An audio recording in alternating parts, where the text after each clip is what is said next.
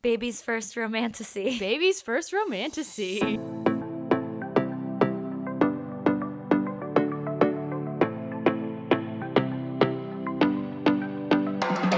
I gotta say, this was kind of missing on the fantasy side of things. But it was kind of nice too. Of like, we didn't start super high fantasy. It was Right. a good. It's a gateway. Yeah, it's a gateway drug. Yeah. Let's ease into it, basically. So we read Divine Rivals, as you know from clicking on the title of this episode. Yeah. By Rebecca Ross. And yeah, not a lot of fantasy in the fantasy, but you brought up a great point that it feels was it you or someone else?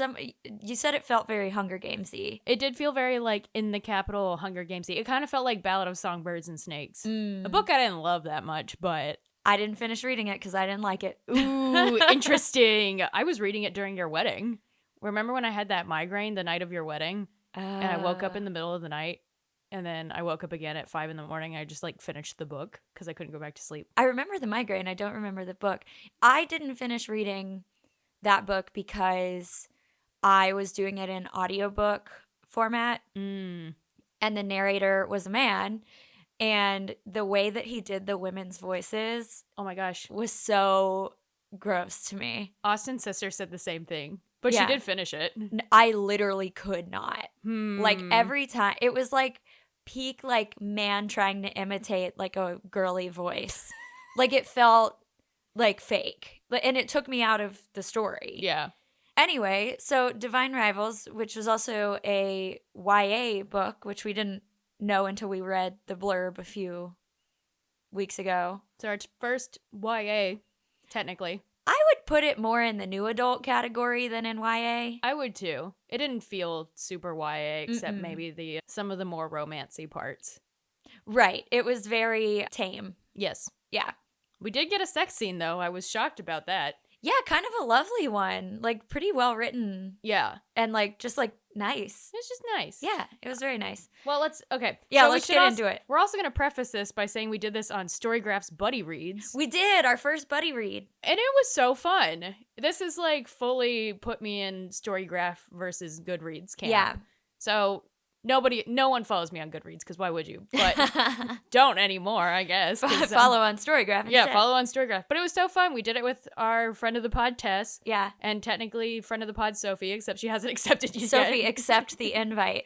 So when Sophie does read it, now she'll get all our notes. But I think we explained it last episode, but as you get to a percentage point or a page number, you can leave a little comment about what you're reading. And then as your other people get to that comment, or at that percentage point, they get to see the comment, which is really cool. Yeah, and then it tells you, like, you have a comment waiting for you. You have to get to, like, 75% or whatever to uncover it. So it kind of gives you something, like, fun to look forward to. Like, when I was, like, on my Kindle, I would see, like, I had my phone kind of open as I was going. And I would see, like, oh, there's a comment at 75%, and I was at, like, 72. And so then I would read, and then when I saw on my Kindle, I got to 70. I would try to do it when I got to, like, 76, just in case.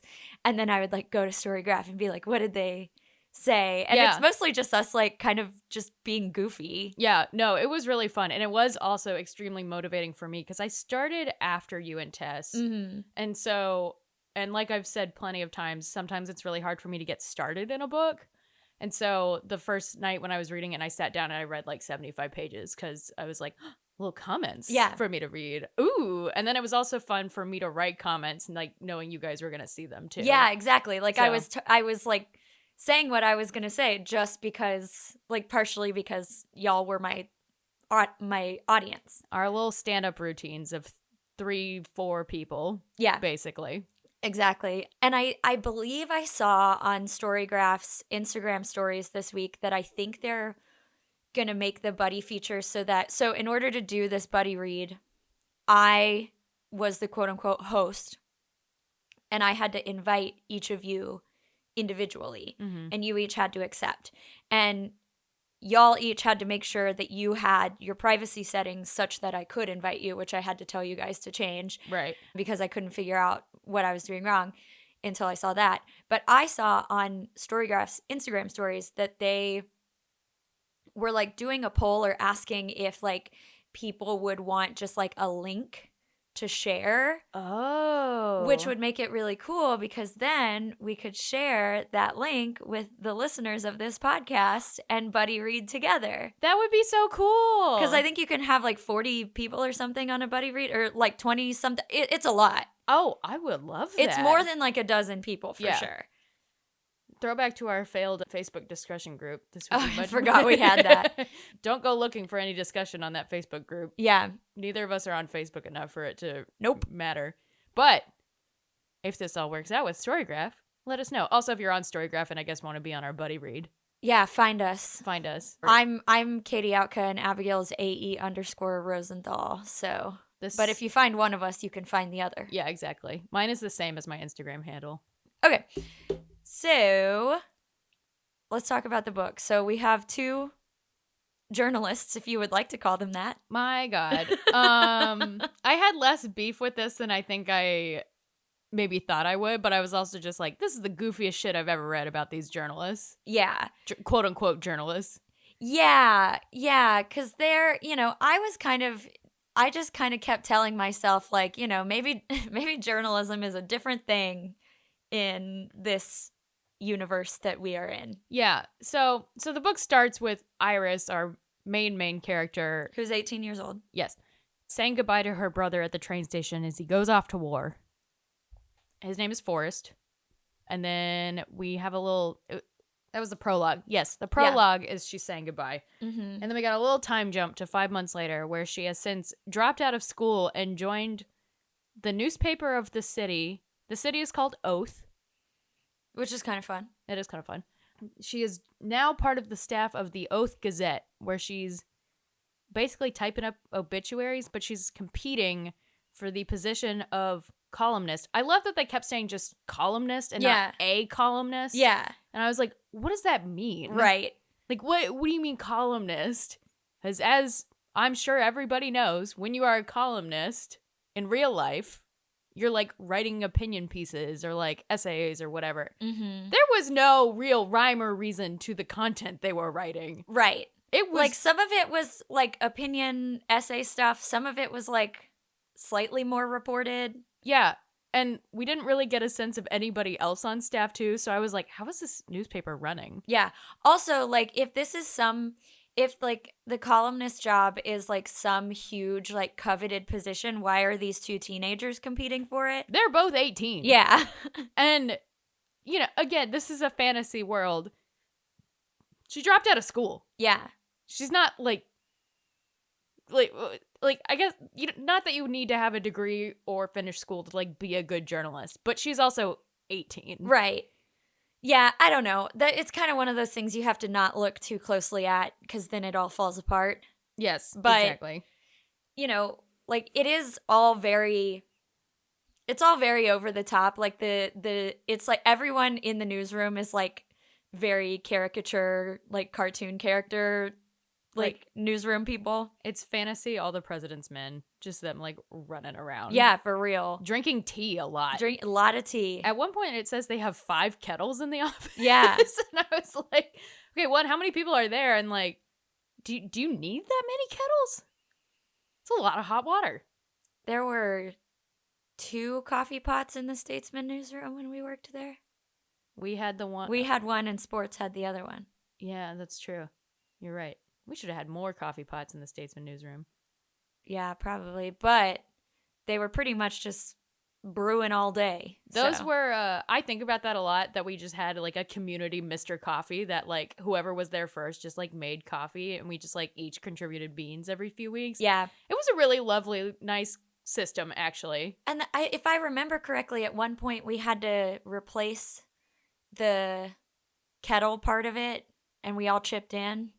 Which was really cute. Yeah. And we would all bring creamer too. And so we had a nice stock of like nice creamer. Yeah, because I had a mini fridge that my dad gave me because he got rid of his. And I was like, well, I'm not going to put this in my house. I'm going to put it in the newsroom because, like, why wouldn't I? Yeah. Because the other mini fridge, the former mini fridge at the Statesman before dad brought mine, was like, it got this smell in it that we could not get away. It became like biohazard territory. Like it was so bad that we just had to have it like hauled out.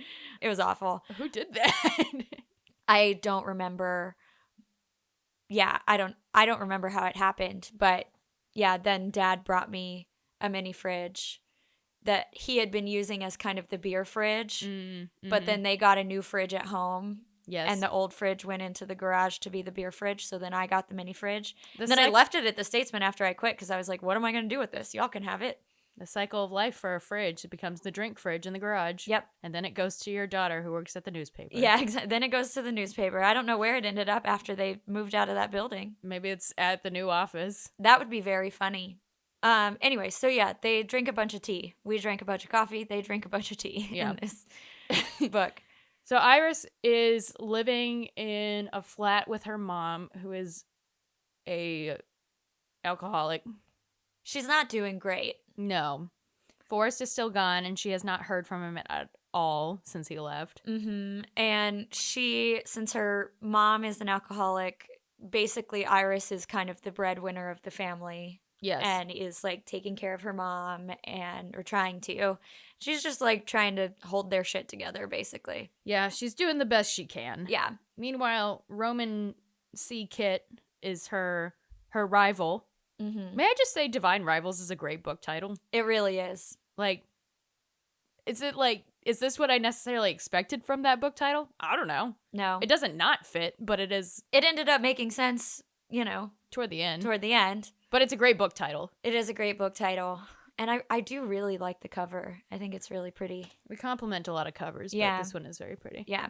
But Roman C. Kit is very high society. Mm-hmm. He's got new money.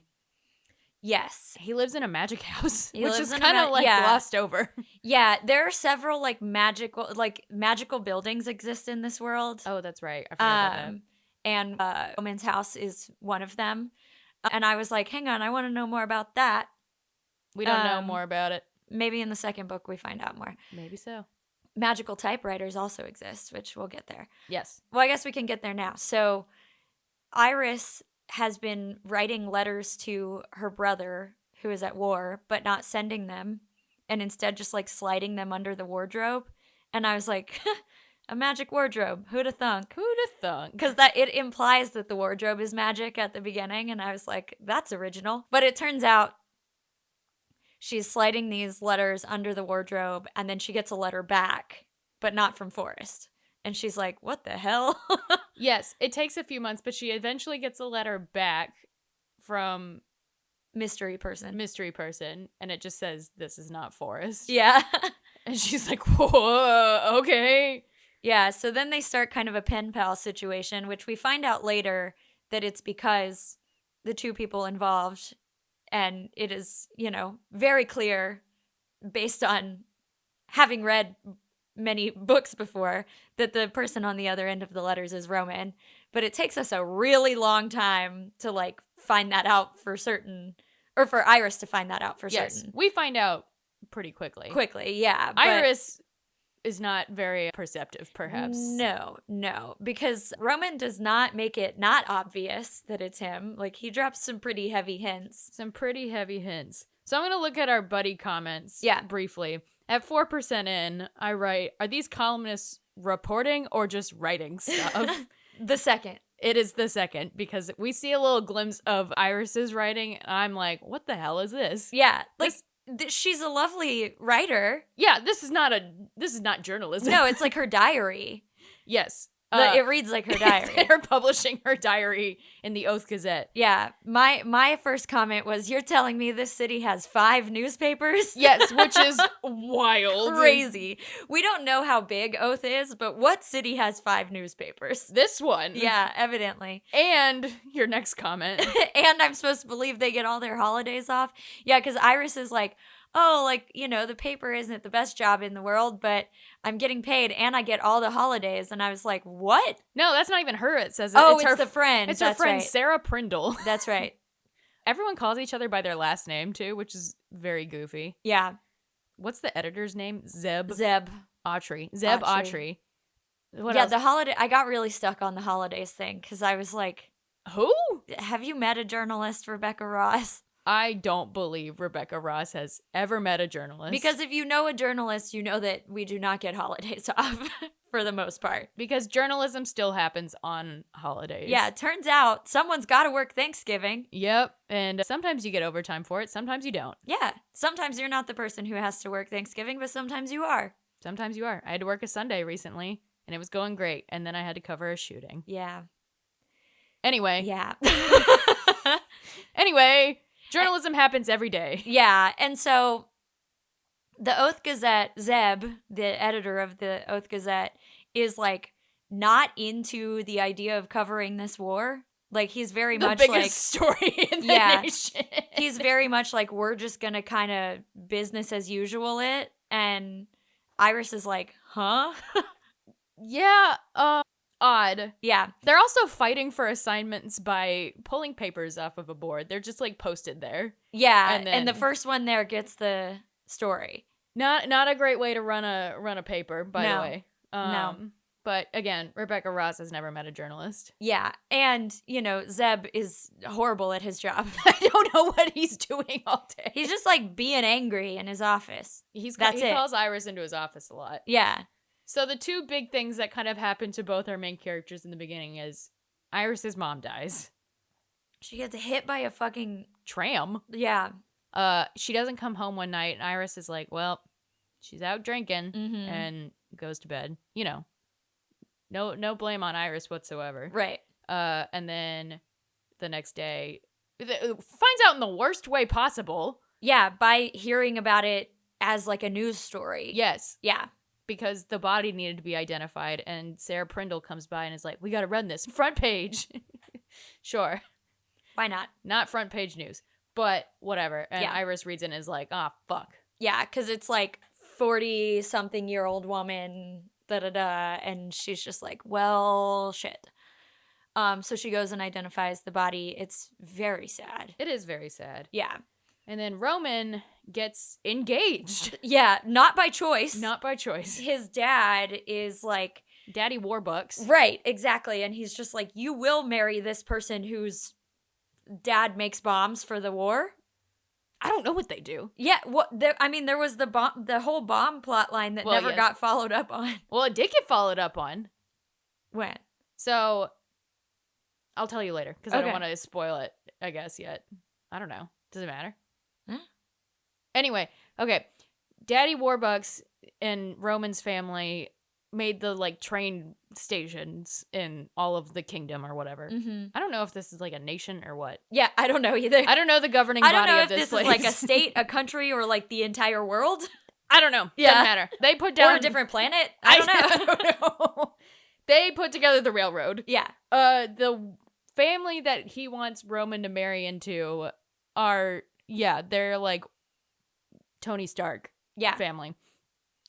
At one point, Roman sees a box of stuff on his dad's desk and is like, are those bombs? And he's like, no, they're not bombs. And it's the gas later in the book. Oh. I didn't make that. That connection didn't come full circle for me. I thought it was pretty clever, actually. Yeah, that is clever. I was also kind of speed reading through that final section, and so I might have like missed the heavy hints, but that's interesting. Yeah. So anyway, yeah, they're making dangerous weapons, and so like Roman's dad wants to align himself with these terrible people. Yeah. So this war that's going on, I will not pretend to understand what's happening. No, there are two gods that have beef. Two of like what, 6 total gods? 5 or 6 total gods?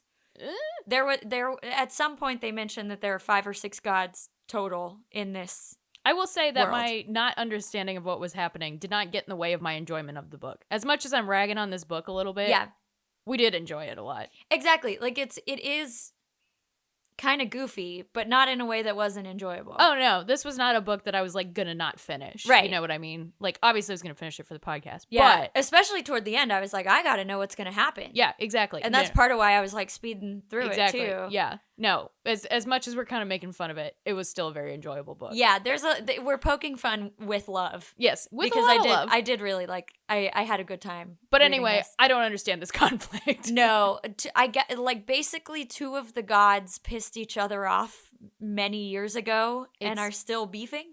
Enva, who's like the good one. Yeah, at least from the perspective of most people, Iris, unless you make bombs. Yeah, exactly. And then Dacre. That's kind of how I read it as Dacre. I read it as Dacre too. It's Dacre. Yeah, like acre. Yeah, exactly. He is the bad guy. Yes. And I don't know, someone got buried. The gods got buried at one point underground. He lives under. It was kind of a Persephone situation. Yeah. Where he's like the god of the underworld, and she's like the god of the skywards. The sky, yeah.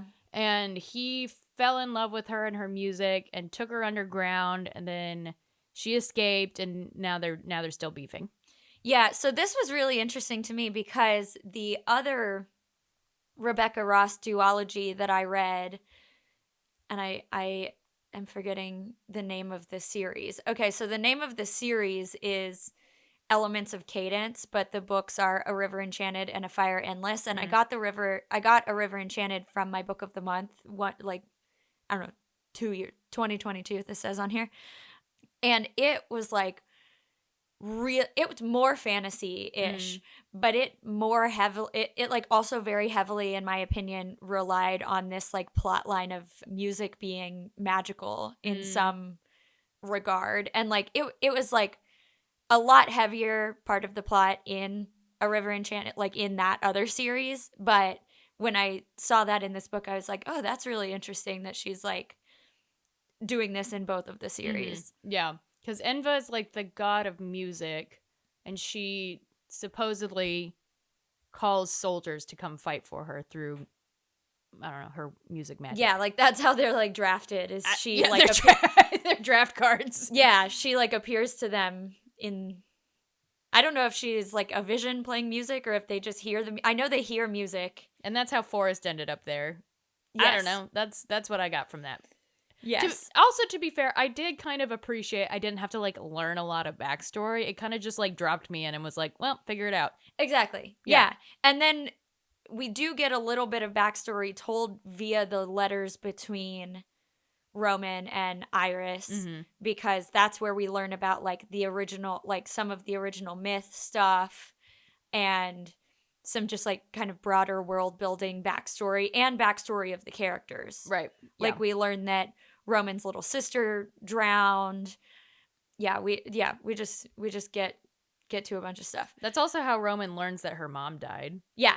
Because Iris still does not know that she's writing to Roman and talks about it.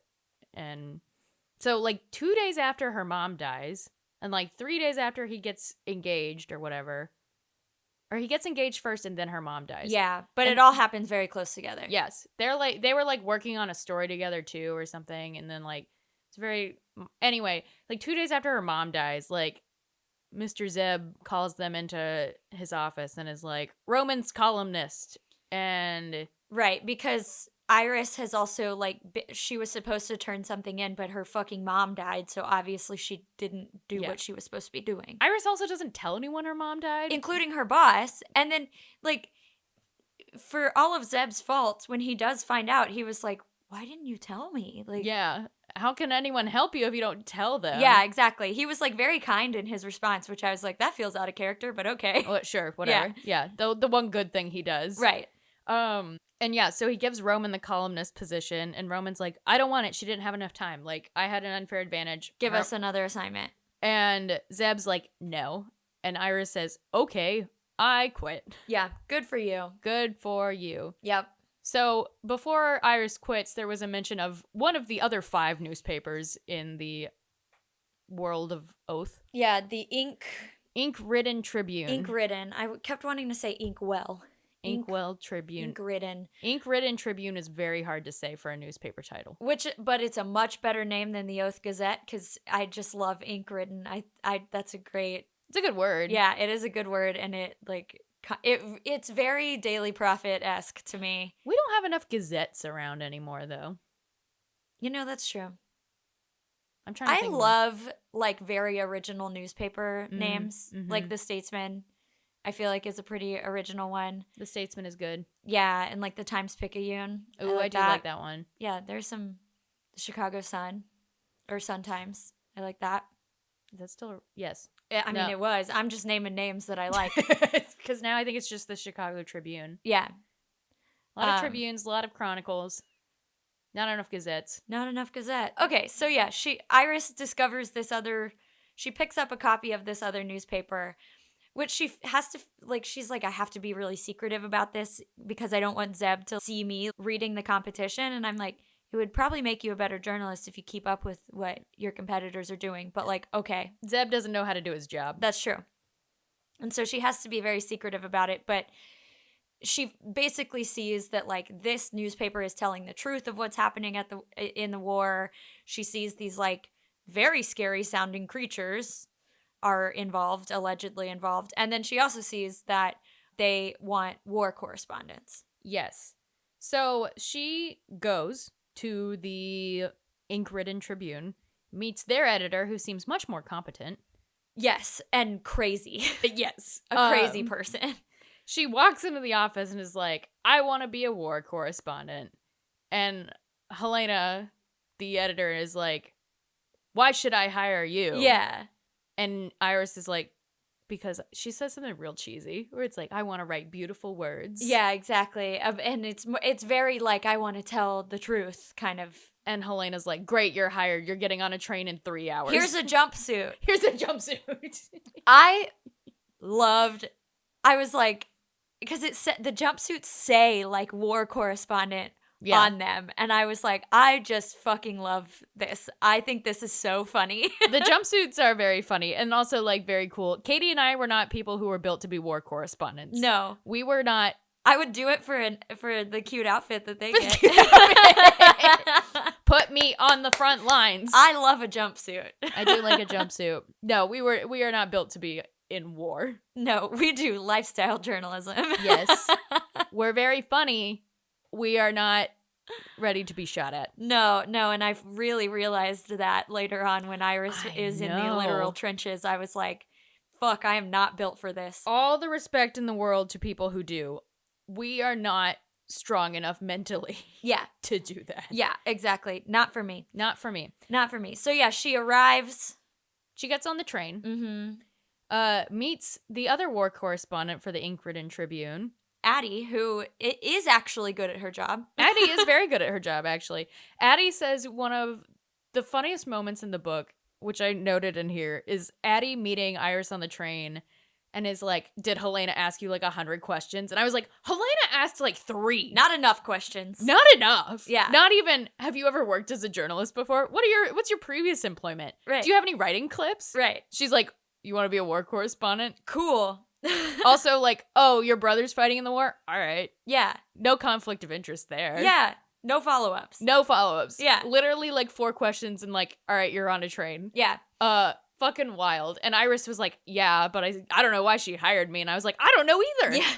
I don't know why. Jury's out. Jury's out. But here you are. You guys are on the train. Yep. So they get dropped off in Avalon.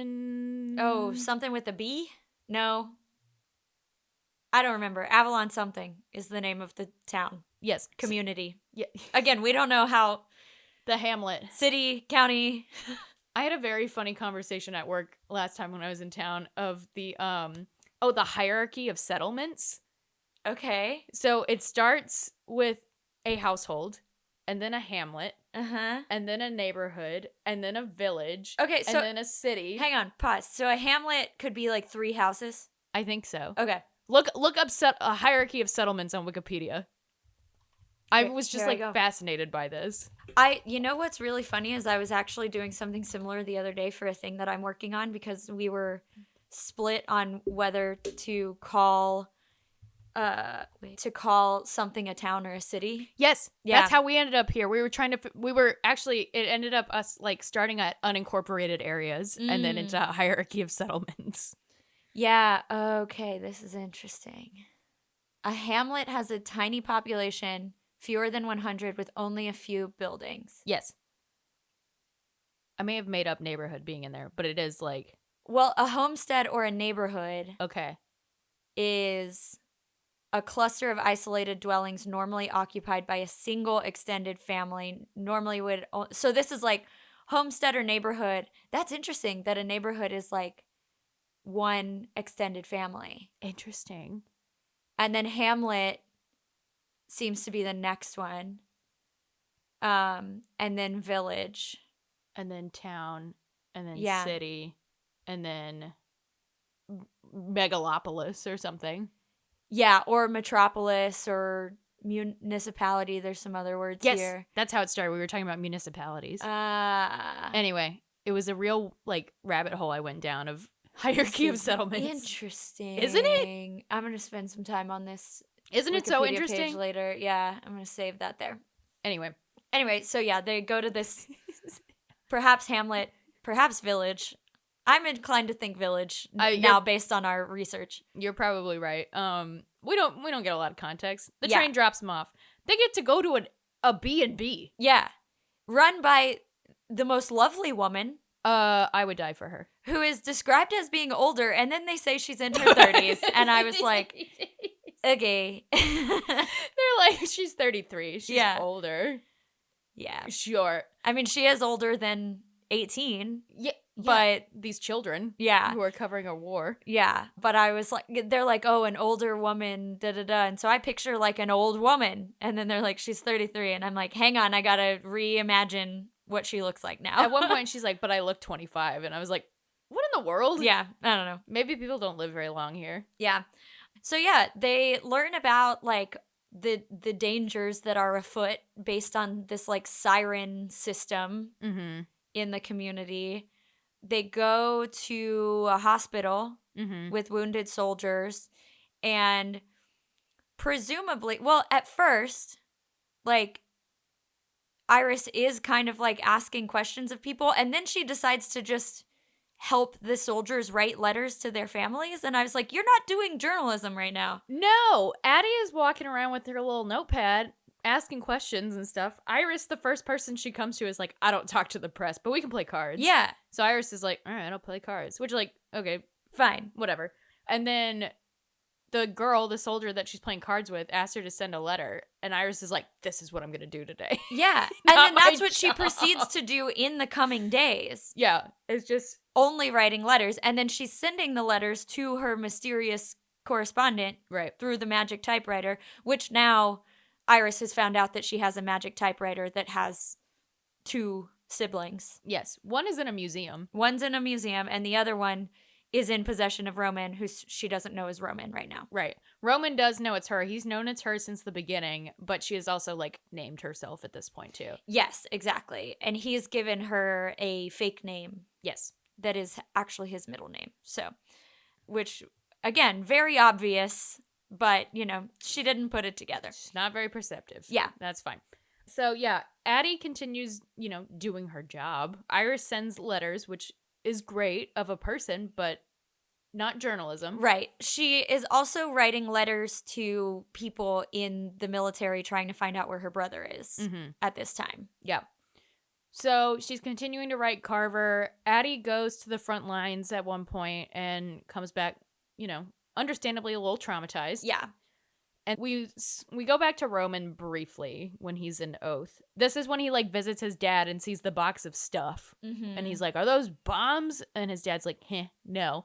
And then he has lunch with his fiance. And his fiance is like, I don't want to do this either, but, like, we must. to. Yeah. Yeah. And he's she seems awful. She does seem awful. And is basically like, well, we're going to date. We'll keep separate bedrooms, I think is what she said. Until we need an heir. Yeah. And I was like, what the fuck? All right. That all felt very like Regency romance to me. Yes. Very Bridgerton. Yes. Roman decides, no thanks. And he quits his job as capital C columnist. And also goes to work for the ink-ridden Tribune. Yeah. So he just fucking shows up. Well, he shows up kind of at a terrible moment when the sirens are going off to warn them of these incoming creatures that will drop bombs on them if they see them. Yeah. And so Iris basically like tackles him and like, don't move. yeah. It's like, what is it, T-Rexes, where if they can't see you, they don't eat you? I was thinking of T-Rexes. I don't know if that's actually true, but that is a piece of knowledge that's in my brain. Well, when I've come across a T-Rex in my daily life. Yeah, I don't know if that's a real thing or if that's just something Jurassic Park pretended was true. But, you know. Regardless, yeah, I was thinking of T-Rexes. So Roman arrives, moves into the B&B. Iris is getting published despite not doing much of anything. Also, she gets published. So when Helena hires her, she's like, what do you want your pen name to be? Also not how that works. Yeah. Iris is like, I don't know, whatever. And Helena's like, great, I've got the name for you. Publishes her under ink-written Iris, which just doesn't make any sense because Addie is published under her actual name. Yes. This annoyed me for no real reason except, what if somebody published my work under the name of the entity that I'm writing for? I'm gonna be fucking pissed. Yes, exactly. Where am I gonna get hired next? Right. And my name is Ink-Written Iris. Right, exactly. Definitely, like, not at other newspapers that don't like the ink-written Tribune? What was it? Ink-Written Tribune. Yeah, okay. I'm mixing up the names of the newspapers now. There's 5 of them, so. Newspaper 2. Yeah, the second one. So yeah, she's getting published. She's she's exchanging letters with Carver, who has written her to say he probably can't write for a while because he's leaving oath. Yeah. And then Roman shows up, and Iris still does not put it together. Right, even though she's like, I can hear like the click-clacking of his typewriter next door. Yeah. I'm like, okay, do you notice that conveniently the click-clacking stops when a letter shows up on your floor? Yes. Oh, so the thing with the typewriter, again, in the beginning we were like, oh, magic wardrobe. Right. No, much easier to wrap my head around than, do the letters just appear out of nowhere? They like slip, so they're still slipping them into their wardrobes in their respective rooms. And I was also, then it led me to the thought of like, do they just have to put them anywhere? Like, what if you flushed it down the toilet? Does that work too? You know what I mean? I don't know. I don't know either. Do you have to put it somewhere, or can you just like set it on the ground? Right. That's also what I was wondering. Like, what if you threw it out the window? Like, do you have to send it in some way? I don't know. Maybe we'll learn more in book 2 about the magic typewriters, because I do feel like there's like a loop that needs to be closed there, because I feel like something is going to come up about the 3rd typewriter in the 2nd book. Yes. I bet you're right. That's normally how these books go. Yeah. Whatever. Anyway, that's how it works. And then my favorite part of the book occurs, which is someone shows up and is like, I need another correspondent to come to the front lines. And Iris is like, well, it's my turn. And Roman, who is now fully in love with Iris, despite Iris not knowing, is like, well, like basically where you go, I go, and I'm coming too. And the guy is like, there's only one like seat. And my favorite line in the entire book is, she unfortunately had to sit on Roman Kit's lap all the way to the front lines. What did you think was gonna happen? It's so funny. Only one seat. It's so funny. Yeah, so friend of the pod, Tess, in our buddy read said, ooh, only one seat is the YA-approved version of only one bed. Yep, which is fucking hilarious. Not wrong. So then they show up to the front lines, and for the first time ever, Iris becomes a journalist and is asking questions, and is like, so how does the military work? Yeah, unfortunately, her first questions are like, what is a platoon? Yeah. And so Helena put a lot of faith into this person who doesn't seem to know much of anything. What was it? To be fair, I also don't know how armies work. Yeah, but I would have looked it up before I arrived at the front line. Same. We'll read a comment of Tess's. Trying hard to not focus too much on the journalist aspect of this book. Tess is also went to journalism school. Yeah. But Bestie really signed up to be a war correspondent and then didn't do any research into how armies work, huh? Yeah. Yeah. What's a platoon? I don't know. I actually don't. I don't care, though. I learned from this book. I'm not a war correspondent with a jumpsuit. Yeah. So I wonder if we dressed up in war correspondent jumpsuits for Halloween, if anybody would know who Great question. we're being, because I think that's a great costume. That is also a very easy one. A very easy one. We could just like order patches and sew a patch on. War correspondent. Yeah. Great question. We'll bookmark this for later. Yeah.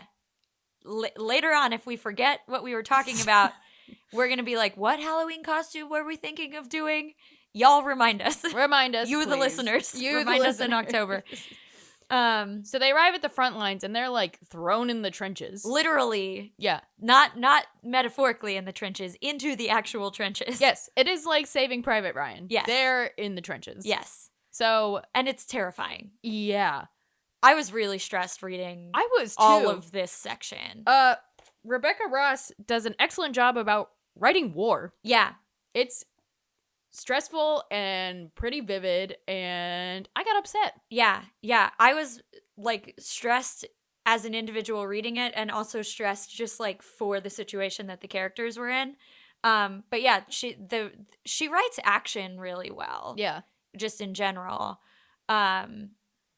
And she's a very good writer. Just some interesting choices were made in this book. She made some goofy things happen. Yeah. But, so while they're in the trenches, warfare is happening, obviously. Yeah. And one of the nights, they're there for a week, and I think it's like the 4th or 5th night or something like that. They've been there for a few days. The armies start attacking each other, and long story short, Roman like takes it upon himself to protect her, and they get bombed. Mm-hmm. And she's Before okay. this, though. Oh yes, sorry. He catches her reading the last letter that he wrote her. And the last letter that he wrote her, he like confesses his love for her. Yeah, he literally says, "I am in love with you." Yeah. But the letter is actually like very, very sweet. Yes. Like he says, like the note that I left, he says, "I want to know everything about you, Iris." Like it's very sweet. And she gets like, I don't know, halfway through reading it, and then Roman is like throwing wadded up pieces of paper at her to pass notes. Yeah. And again, super heavily hints that he is the one actually writing these. And like one of the sections that he writes in this note to her, I highlighted this. He says, because basically she says like, I have this pen pal person. Yeah. And then Roman writes back, a section of it says, "Let me guess, he's pouring his heart out onto the page, claiming how inadequate he feels because what he truly craves is affirmation from you. And he probably threw something in there about his family, a mom or his sister or his nan, because he knows you'll melt at the thought of the other women in his life, the ones who have shaped him. And if he knows you well enough, then he'll mention something about books or newspaper articles, because surely by now he knows your writing is exquisite, and above all, he knows he doesn't deserve you and your words, and he never will." And I'm like, Iris, fucking think about this a little bit harder. She said no. Yeah. She said, "I'm not gonna." She was like, how crazy that Wild. she just like totally pegged this guy. Weird. Yeah. Anyway, back to the war I'm supposed to be writing about, but not. Right. So she never finishes reading the letter. She doesn't get to the I love you part. No. And then they get bombed. And then they get bombed. And so I forgot his name for a second. Roman is injured. He gets hit by a grenade. Yes, by a grenade that goes off, and he like flung her away from it. And so she's fine. He got blown up. Slightly blown up. He got a bunch of shrapnel in his leg. Yes, yeah. And the note that I left in our buddy read here, because he has started calling her Iris instead of Winnow. She is still calling him Kit. And I wrote, a grenade went off and she's still calling him by his last name. And then there's this moment that's fairly significant where she like says his name for the first time. Yeah. But then she goes right back to calling him by his last name, including like fully later on after they are, spoiler alert, but if you've made it this far, you've read the book. After they're married, she still calls him by his last name. I don't know. Yeah. It's very weird. I don't have much to say about it, but it is odd. Yeah. Lieutenant Lark dies. Yeah. A very minor side character, but it is really sad. Yeah. And Iris is there when he dies. I really liked him. There's also this moment where when Iris is like saving Roman, like trying to get him help into safety or whatever, where I highlighted this part too, but her like inner monologue is like, she and Roman would survive this war. They would have the chance to grow old together. And this like this section is really cute because it's like, they would be friends until they both finally acknowledged the truth, and they would have everything that other couples had, the arguments and the hand-holding in the market and the gradual exploration of their bodies and the birthday celebrations and the journeys to new cities and the living as one and sharing a bed and the gradual sense of melting into each other. Their names would be entwined, Roman and Iris or Winnow and Kit, because could you truly have one without the other? And they would write on their typewriters and ruthlessly edit each other's pieces and read books by candlelight at night, which this was really lovely writing from Rebecca Ross, but it was also so abrupt because nothing remotely romantic had really even been implied except for like little flirtations and the like her writing on his lap or whatever. And I was like, this is like kind of 0 to 100 pretty quickly. A little bit. Yeah. But I guess like facing death. Right. We'll do that to you, perhaps. Right. But like, I think I would have benefited from like just like 2 sentences that were like, you know, it was then that Iris realized that she had been in love with him all along kind of thing. Yeah. Because also during this, she's like, well, I'm in love with Carver. Yeah. The guy she's writing. Right. Who is Roman, as we know. Right. But she doesn't know that. But then suddenly Kit gets bombed and she's like, Kit, Roman, Carver. Yeah. Fuck. That guy. That guy. Gets bombed and she's like, well, fuck that guy. Yeah. I like this one. Yeah. Which, sure, whatever. They're the same one, so it works out in her favor. Exactly. And again, that moment is really nice, but like, I don't know. Then like Roman's recovering in the hospital or whatever, and she reads the rest of the letter. Finally, a light bulb goes off. Yeah. And she's like, oh, shit. This is the same guy. Yeah. Because then, like, while Roman was injured, she was like, he kept being like, I need you to, like, find my bag. There's, like, something in it that, like, you need to see. And so she reads the rest of this letter where he's like, I love you, Iris. And he's, like, using words that, like, basically made it clear that it was Roman. And so then she opens his bag and it's all the letters that she had written him. And she's like, holy shit.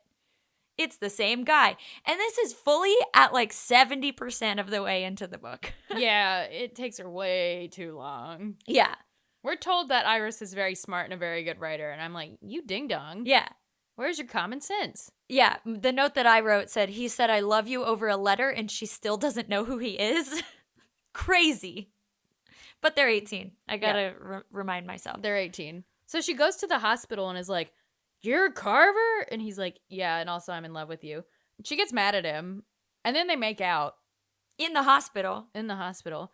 And the nurse is like, yo, don't do that. He's recovering from shrapnel wounds. Yeah, like he's like very injured. Yeah. And then she leaves. Yeah. And then he comes home and she like doesn't see him for 2 days. Yeah. And then Addie is like, go visit him. And Iris does. And the best idea she has is to make him climb a hill with her. Because they ran up this hill like earlier on and it's like their place or whatever. But like his leg is badly injured. He's got stitches. Yeah. He's on crutches. They were just bombed. Yeah. And she's like, you want to go on a walk? Yeah. And he's like, and even he was like, I can't. Not really. And she's like, I want you to climb the hill. What? Okay. Yeah. It's crazy. He does. It's crazy. And he pops a stitch. Yeah. Obviously. But also, he proposes to her. Like he is interrupted. His proposal is interrupted by him popping a stitch. And bleeding. And I was like, okay, well, surely they're not going to get engaged. Surely they're going to realize that this isn't this isn't perhaps logical. No, they get engaged. Yeah, they get engaged. And then Iris's first question is, when are we going to get married? And, and he's like, this afternoon. He's like, today. Later today. Yeah. This is the first part where it felt very like YA to me, where she's like, but I'm a virgin. Yeah. And he's like, so am I.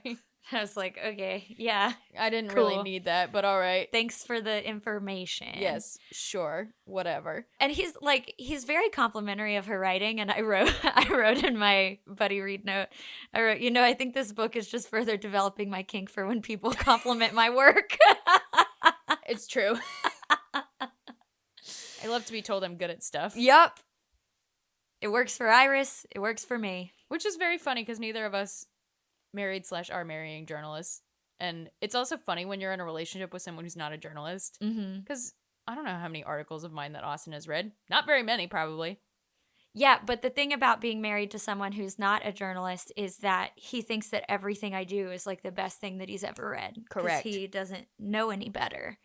And so, like, when I published that Jimmy Buffett piece, he was like, "You're a good writer." And I was like, "Yeah, I know. Thank you, though." Yes. Thank you for saying that. Yeah. However, it has meant a lot much more to me when, like, Tessa's husband, Brian, was like, Abigail's actually a really good writer. And I was like, you're right. Thank you. It does mean a little more coming from people who know what they're talking about.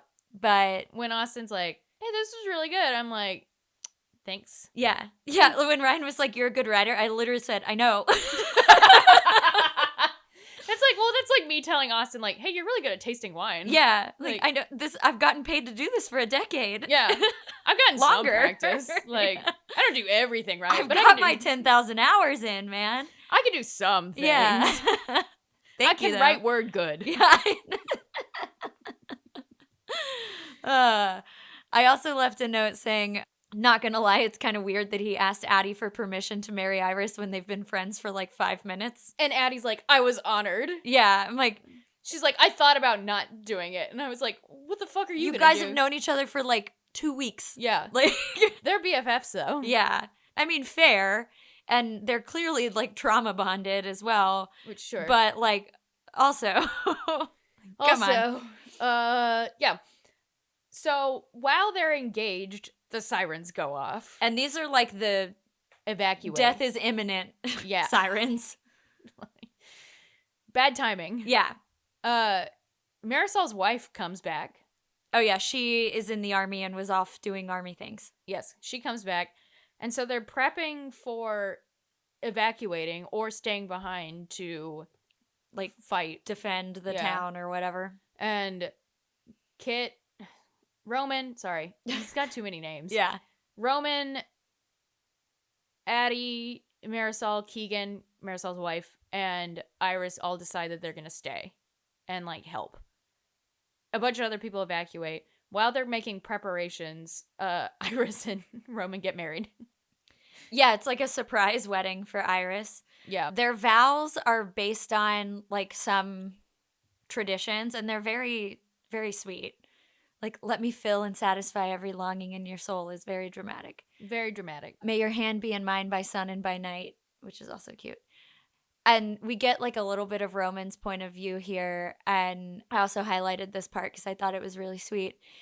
He thought about who he had been before he had met her, before she had stepped into the Gazette, before her letter had crossed his wardrobe door. He thought about who he wanted to be now that her hand was in his. Oh. Which is very sweet. That is nice. And then, like, shit goes down. They have sex. Yeah, they do have sex. So they didn't have to die virgins. Yeah. And again, it's a very, very lovely little moment for them. Half pepper spice in this book. Yeah. Yeah. 1/2 of a pepper. 1/2. Yeah. If that. And then, yeah, the bad guys show up in town and they have to fight. Yeah. And there's the gas, as you mentioned, that's like choking everyone. Yes. And someone shows up with a gas mask, wearing a gas mask, and gives a gas mask to Iris. And Iris thinks that it's Roman. Mm-hmm. And this person is like tugging her away from the danger. But then she sees that Roman is running after her and she realizes it's her brother. I had this weird moment where I was like, is Roman not a good guy? I also was thinking that. Yeah. I was like, are we about to get a very weird plot twist? Yeah. And I also thought potentially, before it was revealed that the person tugging her away was Forrest, I was like, is there some weird, like, is the gas like a hallucinogen or something? I did too. Like, is this like a weird magic thing? But no, that's just like literally what was happening. Yeah. As like Roman was running toward her, I was like, what's going on? Yeah, I was like, one of them's the real Roman and one of them's like the fake Roman, and she's gonna have to like figure out which one isn't dangerous or whatever. That's exactly what I thought. Yeah. No, it turns out it's Forrest. They have to do the basically duck down because the big bird animals are flying overhead again. Yeah. And Iris and Roman get separated, which is very sad. Yeah. And Iris is like begging Forrest to like get Roman and so they can escape all together. And he's like, no, and just like drags her away. And they run to the forest. They go back. Roman's gone. And Forrest is like, you don't understand. He's gone. Like, that's it. Yeah. Yeah. And then they're like on the move for a few days. Yeah. Because they got to get back to, they go back to Oath. Yeah. And then Iris puts together that Forrest has switched sides and is fighting for the bad guys now. Yes. And how that happened was Forrest like almost died. And then the bad guy god came and healed him so he would fight for him. Yeah, he like it was kind of a making a deal with the devil kind of scenario. Yeah, exactly. Is this around at 93% when your only note is what the actual fuck? Yeah. So, yeah, that about sums up the last like 6%. Yeah. And so then after we find out Forrest is fighting for Dacre, the bad guy, we cut back to an epilogue. Oh, wait, no. Hold on. Oh, the very last part of the like chapter parts of the book is Iris finds a letter and it said, Iris, ! Iris, it's me, Kit. Yeah. Which is Roman's last name. Yeah. One of his 3 names. Yeah. And then we get the epilogue where we find out what happened to Roman, and Dacre found him as he was like injured and still trying to find Iris. Yeah, so apparently this is what Dacre does. He just like goes through the wounded and like recruits them, I guess, like he did with Forrest. And he took Roman to the underworld. And the book ends. Yeah. And my last note was, well, shit, I guess I'm going to have to read the second one. And then I went and got the library waitlist for it immediately. Well, I will be doing that too, because, yeah, now I got to read the second one, I guess. Yeah, I like really got to know what happens. Yeah. So, yeah, this was something different for us. Not as romancy, but still a romance. Still a romance, for sure. Just a different tone of romance. For sure. Well, what did you think? Now that we have read this book, do you see why the TikTok girlies were all over it? No. Okay, interesting. I enjoyed it. Yeah. I don't understand the immense amount of hype that it received. But like I did, it's very good. Like I enjoyed it. I'm dying to know what happens in the next one, but I'm not like having read a bunch of other TikTok fantasy books. I'm a little confused about how this one fits into the broader hype cycle on Book Talk, but I have felt that about several Book Talk books, so. Interesting. Okay. Noted. What about you? Do you think it's like... I really enjoyed it more than I thought I would. Or not even that. I think I went into it like, okay, this will be fun. Yeah. And it was fun, and it was goofy, and also very... Not to, like, bring down the vibe by any means, but, like, reading all the war stuff just with everything going on right now, too, I was just like, shit. Yeah. Yeah, it, like, hit me a little harder than I thought it would at points, like, especially when they're in the town that's being bombed. Yeah. And that, with everything happening right now in Gaza, yeah, felt really dark. But also very, like, you know, again, not to bring down the vibe, but reading news right now, it's very hard to get perspective on everything that's happening because we are fortunate and lucky enough to live here where these things don't happen. And weirdly enough, this YA fantasy gave some perspective. For sure. Of For sure. PTSD and what it's like to live in a war zone. Yeah. Yeah, absolutely. I think the reason I'm like a little, like a tad lukewarm on this is because I was expecting like a fantasy. You know what I mean? Like I was expecting it to have more of that kind of world building and action and stuff going on. And we didn't really get that until the very end because, you know, this like last week I finished reading the new Crescent City book. So I'm like coming off of that, which is like fantasy. Yeah. And I just was kind of expecting something in that vein and it wasn't, which is like not a knock on the book. It was just like not what I was expecting going into it, I guess. Or not the mindset that like I was ready. I was like, yeah, give me this like fantasy world. I want it, you know? Yeah. And then that it wasn't quite that. No, I think that's totally fair. For me, it was helpful to kind of jump into something that didn't have a massive amount of world building. Yeah. But I can see how that is not like a detriment to the book because, again, for me, it worked. Right. But if you go into it really wanting fantasy and like good world building and stuff like that, this is probably not going to scratch that itch. The world building is kind of here are these things happening, figure it out. Right. And there's not that, like, yeah, there are like some fantasy creatures, there's the gods, but it's like almost like a alongside plot until the very end, which again is fine. It's just not, I think had I been in a different mindset going into this book, I would have come out of it differently. But like now I'm like, I didn't get my fantasy itch scratched, and now I'm going to grab something from over there probably from my bookshelf to fill that void. Yes.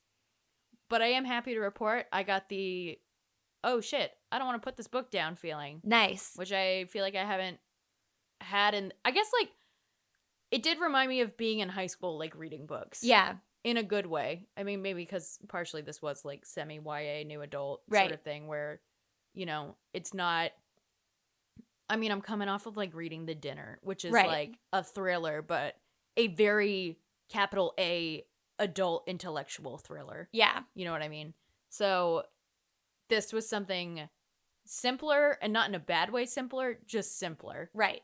With kind of a twist and turn ending where I shut it and was like, shit, that was dark. Yeah. Yeah, for sure.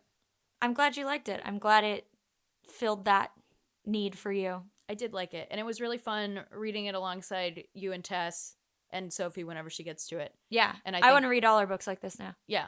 That was really fun. Yeah. And I really liked it. And also did put me in a like, oh, wait, I do really like reading. Yeah. I feel like the past couple months, especially like the beginning of this year, have been really tough to get into books and like consistently like pick them back up. Everything's very hectic right now. And so it's been hard to like pay attention. I feel like an iPad kid lately. Right. Whereas like my attention span is just so scattered. And so this was a very, like just the reading experience of this, of doing it through Storygraph with you guys and picking up something that was different but simpler in some good ways was very nice. Yeah. So I had a lot of fun with it. Yeah. I feel that. Like I've been kind of in a reading funk these last few weeks because I've been going through some personal stuff. So I haven't really I also haven't had the attention span or just like the want to read.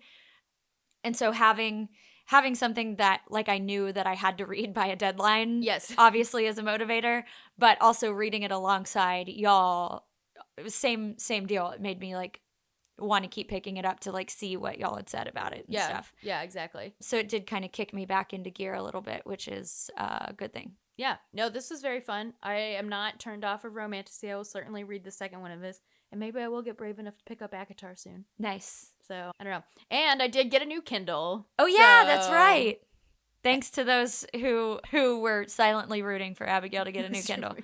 It was worth it. Yeah. And I somehow got it like $60 off. Yeah. Plus like trading in mine, and I got a discount. I don't know. Yeah. So it ended up being $100. That's pretty much what I ended up with too, I think. I don't know how that happened, but I'm not going to question it. And I low level scammed my way into no ads.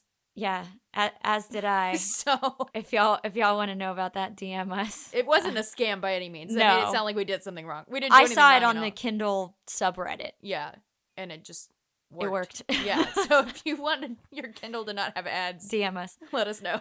We'll tell you how to do it. Yeah.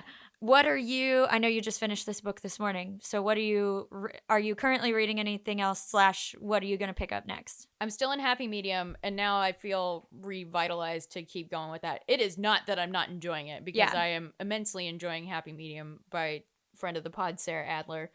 Like I was telling Katie about it yesterday at the gym, how much I'm enjoying it, and I'm obsessed with the ghost character. Abigail and I kind of fan cast this book a little bit yesterday. Oh yeah, we did. Because I've been listening to a lot of Las Culturistas lately, and I decided that Matt Rogers, if this book ever becomes a movie, that Matt Rogers should play the ghost. Yeah, I don't want to talk too like Happy Medium is hard to talk about because it's an arc. It's not out yet, so right. I don't want to spoil anything, obviously, or accidentally disrespect our very valued listener, Sarah Adler, by revealing too much. But it is so fun. This book would make a great movie. Yes. I would love for this book to become a movie or a limited series. I would love it. It would be a great one. Yeah. And I know the ghost in the book is straight, but in my head, he's Matt Rogers. I so far in the book read him as like a Matt Rogers character. Yes, exactly. Yeah. I have not. Well, yeah, I guess it is confirmed that he's straight. Yes. Because he's kind of a pervy ghost. Right. In an endearing way, because he's a ghost. I love him. Man, maybe I'm going to reread that book. We can buddy read it from the point where I'm at now. Oh, that would be kind of fun. Yeah, because we are going to do an episode on it. For sure. Like, it's... Oh, yeah, maybe I'll save it to reread until closer to when we're going to record the episode. Because I will probably have to reread it closer to, which I will gladly do, because it is very fun. And yeah, big fan so far. Yeah. Love this ghost man. I know. What's his name? Everett? Yeah. Yeah. Love this ghost man. Yep. What are you reading right now, or what are you going to pick up next? Well, I've been working my way through that that Amazon Original Stories series that has all the girlies in it. Oh yeah. It's like vaguely Valentine's Day themed. Like pretty much all of the stories that I've read so far have mentioned Valentine's Day, and I think it came out like right before Valentine's Day, which makes sense. Yeah. So I've read the first 1, 2, 3, 4 of those. Right? 1, 2, 3, 4. Yeah. So I have read, the first one is by Christina Lauren, which has been my favorite so far, was the first one. Second one was Abby Jimenez. Third one was Sally Thorne, and that one was fucking off the wall. Sally Thorne is really just throwing shit around. It was the entire plot of the third one. So I can kind of run through what these are. The Christina Lauren one is about these two young people who get like, basically they end up becoming email pen pals on accident, and one of them emails the other every year on Valentine's Day, even though they've never met in real life, and then eventually they do. It's very sweet. Oh. It's very sweet. The second one is about, the Abby Jimenez one is about a guy who accidentally leaves a Valentine's Day card on another girl's windshield because he was supposed to be leaving a note for his brother's girlfriend on behalf of his brother, but ends up on the wrong person's windshield. And so they kind of become connected that way. The Sally Thorne one was hilarious. There's this... The main character goes to a spa with her sister for like a Galentine's Day date. Mm-hmm. She gets stuck inside those like flotation, those sensory deprivation tanks. She gets stuck. My nightmare. For like hours. My nightmare. Hours. I'm so uncomfortable. And then the love interest is the hot fireman that like kind of sits outside of the tank with her for hours while they're trying to figure out how to get her out of it. It was so stressful. Did you read The Whale before or after this? Or Whalefall before after this? I read Whalefall before this, and I was like, there's a lot of scary things happening for me lately. I don't want to be in an enclosed space. No. And this was very upsetting for me to read, I'm not going to lie. And then the fourth one, the Jasmine Guillory one, is the main character gets trapped inside of a bakery with the cranky bakery owner because there's an earthquake and the sign of the bakery falls off and like blocks the door out of the bakery. That's less stressful. Yeah, there's some shenanigans in this series. Love to be stuck in a bakery. There's a lot of snacks there. Yeah, so the two remaining ones I have, which are the reason I haven't finished the series yet is because the next one is Ashley Poston's contribution. And so I've been waiting for the correct moment. And I think that moment might be after you leave today. Okay. And then the last one is by Soraya Wilson. And I am unfamiliar with her. Totally unfamiliar. And scrolling through her author page on Storygraph, I am not familiar with any of these books. So what I'm going to pick up next is the last two of those short stories. What is the series called again? The Improbable Meet Cute. Yeah, I see. Yeah, and they are on they're on Amazon because they're like Amazon original series, and they were free for me through Kindle Unlimited. I don't know if they're free in general or not. Oh, okay. So yeah, they were free for me on Kindle Unlimited, but they're 99 cents to buy them. Oh, okay. So, and it's a collection of 6, and I'm like 99% sure, at least through Kindle Unlimited. I think it's the thing where you can also, when you have them, you also have the audiobooks too. You know what I mean? Yeah. So yeah, I recommend those. They're really fun.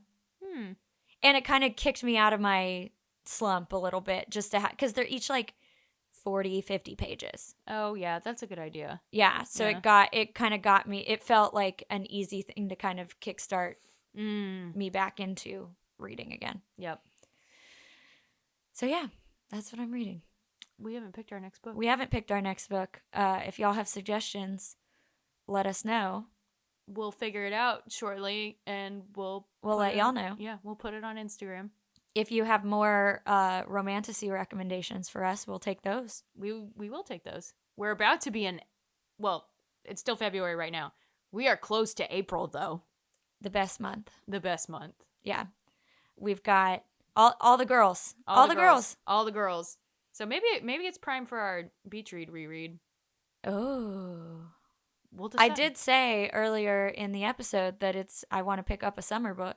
That is the summariest of summer books. Yep. We'll let you guys know. Yeah. We'll see y'all next time.